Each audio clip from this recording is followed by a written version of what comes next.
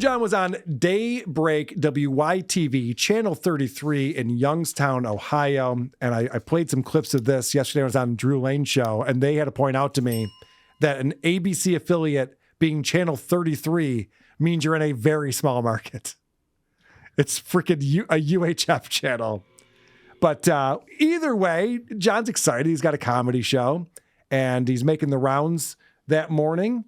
This guy, who happens to be the meteorologist of the show, and the meteorologist on local news, everyone has the app in their pocket. You don't need to know anything about weather or anything. You just read to people. So now everyone has to have a personality as a meteorologist. They're all cards. Oh, yeah. I know that's true here in Rochester. And this guy's excited to interview the big celebrity comedian who's coming into town. But also keep in mind, there was an entertainment reporter there. There was an entertainment reporter there who's like, I'm not touching this. Yeah, good point. Yeah. And then they had to draw straws, and meteorologist had to step in there. There's someone who covers Hollywood stuff who wanted nothing to do with this. The weatherman doesn't handle the comics in town. Welcome back to Daybreak 648. Our next guest, he's been around the world, and he's been to the red carpet with the Howard Stern show. One time, he interviewed Ringo Starr. Another time, the Dalai Lama, where he asked him, spoiler alert. Excuse me, has anyone ever came up to you and said, hello, Dolly?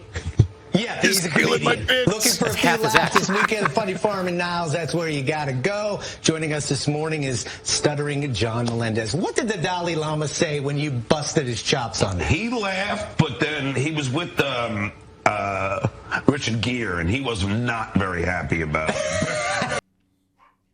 Isn't that the same shirt he wore the day before? This is the same day. Oh, okay. Yeah, so this is Friday morning at 6:49 a.m. So props to John for being conscious at this time. I haven't gone to sleep yet. Okay, that's very possible, I suppose. Some booger sugar is fueling this performance. But the way he's sitting is like, yes. When the cops show up to the interrogation and they've left the person alone in the room for like hours and they never know when they're going to come in, so every minute just ticks by. That is the most defensive, curled up like a snail, just tight and bracing for something bad to happen on morning television. There's zero self-confidence in this posture right here. Also a little touch of just do it. Yeah, I mean, I can't put my leg over my other leg like that personally. I'm not that athletic, I guess. But this guy, it looks like you're at the royal wedding, and this is like the incest third cousin right. Who's like just sitting on the side. That's the posture he would have. This is the guy who brags about being on television because he went to college for TV and film, and he knows how to do that. He looks so awkward on here. Now, when he was talking to someone behind the scenes after his stand-up show, and they asked him about his appearance on TV, John said, "Oh, my other appearance was way better. That guy gave me nothing. The other guy was really good." And he really sells John hard. This is some sales job. I mean, you already heard the intro where he's repeating some of the questions he asked celebrities back in the day, which, stealing John Stutter, that is part of his act. I'll just remind everyone. But this is another question that comes up. But I've been known to getting people angry. I got punched by Raquel Welch for asking her, "Are they drooping yet?" I asked OJ if he would sign my knife. Oh my goodness! And coincidentally, he already had his own. Okay, there we go. Okay, there we go. The guy pretend to laugh after that. I asked OJ to sign my knife, and coincidentally, he already had his own. Has nothing to do with signing your knife. Nope. And every person I know owns a knife. It's true. It's not an object. Yeah. You're just like, it must be a killer. I don't think you get it, Carl. See, OJ, he did this thing with a knife that most of us don't do. Yeah, he also did a thing with a football most of us don't do, but I still would assume he owns his own football and want him to sign my football. That joke makes no sense. That joke is in his act. He even looks to the camera like, am I right, people? Kind of just to make sure that everyone knows that it's a joke. Right. And all of these jokes were written by Howard and Fred and those people. And John loves to say that Jackie Martling isn't a comic because he tells other people's jokes. Oh, that's a brilliant observation. Why wouldn't he just tell his own jokes? I always tell him, tell your own jokes. The biggest pop he gets for his set is always when he tells Joan Rivers' quip back to him. And they talk about that right here. But the best response I ever got, and you told me your last name, but I get it now because I'm in hell, low boy. Hello, boy. Hello, boy. Oh, he tried to shoehorn into jokes. This guy's last name is Lowboy. Jim Lowboy.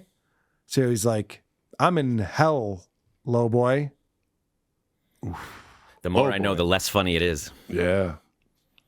And honestly, I would want him to like have some observations or jokes about the situation, the circumstances that he's in, rather than just repeat everything out of his act. But if you're going to do that, just do your act then. That's really bad. I mean, I'd rather trust a low boy with my Coke than Charlie Sheen, am I right? Basically the same jokes that he would come up with, yes. But anyway, Joan Rivers had the best response. Who was an old friend. God rest her soul. She was so funny. Without skipping a beat, I said, Joan, do you think ugly people should be allowed to have children? She said, no, and I told your mother that. So he's just doing his act on the morning show, which is hack to do that. Howard Stern would never have put up with this. And he's saying it wrong, too. Yep. Mm-hmm. He's saying he, without skipping a beat, he said. Right. You would say, I said this, and then without skipping a beat, she said that. He has no idea. It's just he's heard comedians say things that sound like this with this rhythm, so he just throws it in there like, God rest her soul. All these little things. And for those just listening, you have to see John is incapable of working or riffing or improving with anyone. He doesn't care who you are. Anything you say is a distraction from him trying to get out whatever he's doing. So this entire time, John has his hand fully extended at the guy's chest, holding him. Like his hand is in front of him exactly like you would a dog. You go, stay. And you want to walk away, but you know they're going to move. So you keep your hand there, and he holds them there until the guy stops talking. And then when John gets his Joan Rivers out, and the guy shuts up, he removes his hand, saying, okay, you've been disciplined. You've been silent. Stay and shut up and let me do this. I got this. I got this. I'm the comedian here. I'm going to create gold for your program. And he's already losing his new friend. Yeah. You can. Well, the only reason this guy's excited is because he's hoping to get the entertainment reporter gig. He wants to bump up for meteorologist. Weather's boring. Yeah. All right, so the next question is, what do people expect coming out to the Stuttering John and Friends show? What's your style? That is outstanding. All right, you're going to be out tonight at the Funny Farm in Niles, and the set. For someone that doesn't know, your type of comedy, how would you kind of? I don't even know where the hell I am. Where is Niles? I had to take like 5 planes to get here. This is to give you an idea how bad that my career is going. I was in an Uber the other day, and I was driving. So the question was, describe your style. The answer was, I'm a hack. Based on, well, where are we, by the way? When I take 5 planes to get here, and then he went right into his Uber joke. Instead of answering your question, let me show you. Yeah, right. Let me demonstrate precisely what it is that I do. Just the presumption that everyone is in on this with him. Everyone here is from Niles.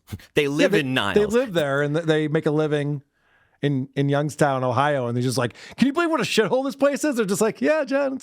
Give us hell, Quimby. Sure is. All right, so now John's going to tell us what he does talk about on stage, because he's got to sell this stand-up show that he's doing. I'm happy to be here. I mean, you guys have had a lot of tragedy, but enough about the Browns. But I'm very happy to be here. I talk about everything from stuttering to family to getting old. Yeah. Because I'm getting older. What are you now, 52? Well, that's what I tell the ladies, but I'm 59. And I talk about all the things that go with the colonoscopies and all the stuff, the dyeing of the hair. Yeah. I'm sure both of you guys are doing that. Jesus Christ. I talk about all the embarrassing shit. Like, I'm sure you're doing this. You're probably taking Viagra, dyeing your hair. You probably can't get enough for your woman. Am I right? You got great pubes. He points at other people and calls them out for dyeing their hair. You're a fat fuck. Yeah. It's like, and these aren't good jokes. No. And it gets worse right here. Sure, both of you guys are doing that. About the kidney stones. I don't even know what the heck he's wearing on his head. What the hell is that thing? Have you So John is trying to roast, and it could be a camera person, it could be a key grip. It's the head anchor on the show. I'm going to show you in a minute. Okay. And he calls him out for wearing a wig, but not in a funny way. Just, what the hell is that? Yeah. Don't look at me. He thinks he's Don Rickles roasting the room. Now, if you were to look at John, he is in the position of if somebody were standing above him and just about to punch him in the face. He is bracing, like, get away from me. He's taking a rape shower. Yeah, if you watch Don Rickles on The Tonight Show, he is so comfortable. He looks like Buddha. He just sits there and lets everything come to him. He's not leaning into everybody and looking around and checking everybody's eyes. He stays like that. He lets them come to him because he's a professional comedian who knows the power of his words are going to work, and he doesn't need to push to sell it. But Don Rickles does, like, laugh real hard at his own jokes to let you know that you think that's funny, right? No, he doesn't even need to. Based on the power of the joke, other people laugh. It's crazy. Wow. Go figure. Also, this is 6 a.m. morning news. Not really ready to be roasted. Right. Most people would just be like, yeah, I'm doing this comedy show. I'm really excited to be here. It's going to be fun tonight. Bring your friends out. So what's your act about? Just the most basic things you can think of in life, like the most obvious sitcom choices and nothing else. Yeah, all he was thinking about was his act. So he's like, oh, I have a joke about cutting the umbilical cord. I have a joke about, like, okay, but that's not really the question. Well, he had to replace something because the host stole one of his bits right at the top, so he had to put something in there. His mind's scrambling. Good point. Remember, this is the appearance John thought went awesome. Yeah, this is the one he was telling the guys, like, no, I had this other appearance that was great. So this is John doing another one of his jokes, but shoehorning it into the conversation. Have you had the kidney stones? Not yet, but my brother did. Oh, I hear they're terrible. Oh, yes. But I talk about all about child rearing and witnessing the baby being born. And have you done that? I did it. Oh, yeah. I cut the cord. Yes. Why do they want to do that? The doctor's like, because my baby was the first baby born on New Year's morning. And, really, even the papers came in. I remember. It has nothing to do with anything. I know. Neither here nor there. He always has to put that fact in first, as if that's an accomplishment. My baby was the first baby born in the Valley on New Year's Day. Like, okay. The papers came. I know. Who cares? It doesn't mean anything. He can't stop winning. He can't stop. Right. So now he's never shown us that newspaper. He doesn't have that one. Yeah, he's got all his newspaper clippings. His newspaper clippings are framed on the wall of his house. When the baby came out, and then the doctor's like, "Come on, you have to cut the umbilical cord." I go, I don't want to do that. He goes, "You got." I go, "All right." So I put down my beer. Stuttering John, he's going to be 2 shows tonight and also Saturday night. I'm not done yet. So John just does his act. We saw this on both of these appearances where it's all he does because he doesn't know how to just have a conversation like a human and riff with someone and be entertaining and off the cuff. I don't know if it's the stroke thing where it's just someone says something and he has to say the association. He can't, if he has any tie to it or if it's a part of his act, if someone says one of those cue words, he has to come back with it. It's like impulsive, and he'll shut anyone or anything down to get it out as if that's winning or I think he's trying to prove that he's worthy of having a stand-up show. Because if he was confident and comfortable, he wouldn't feel the need to try to prove that he's funny and he'd be good as a stand-up comedian. You just assume like, oh, you're headlining the show tonight? You're probably a pretty good comic. Believe that. At the end of this interview, there must have been some weird pre-banter that happened before the actual interview. Hey, thank you for stopping by. Hey, thanks, man. And you said Ryan Seacrest was kind of a jerk. Yeah, I'm so mad at Dick Clark for dying. He gave us Ryan. All right. And you said Ryan Seacrest was a jerk? Yeah, I'm so mad at Dick Clark for dying. The guy goes, oh my gosh, this guy, everything out of his mouth is hysterical. Can't take it anymore. It's too bad we have other segments on this show, but I could do this all day. Yeah, right. So then head back over to the main anchor. This is the guy that John was clowning a second ago. See the show, have some laughs. Right now, send it back to laughs. All right. Thank you, Jimmy. You plan to spend a month on a cruise ship. I don't know if this poor guy's getting teased about his horrible wig. It's 6 in the morning. John's like, Go hey, fuck look yourself, at that Johnny. asshole over there. I mean, it's not a good wig, but I think the John goes, "When you dyed your hair?" He's just like, "No, joke's on you. There's not a hair on my head." This is 10 minutes later, and you could tell from his face that he didn't find it funny. yeah, he's seething. Still, yep. It's amazing. The meteorologist is in stitches. He's Right. falling off his chair. All right, back over to you. He's just like, all right, great. So there's a bunch of traffic. Jesus Christ. Go fuck yourself, Jimmy, coming up in the news. Yeah. Who are these podcasts?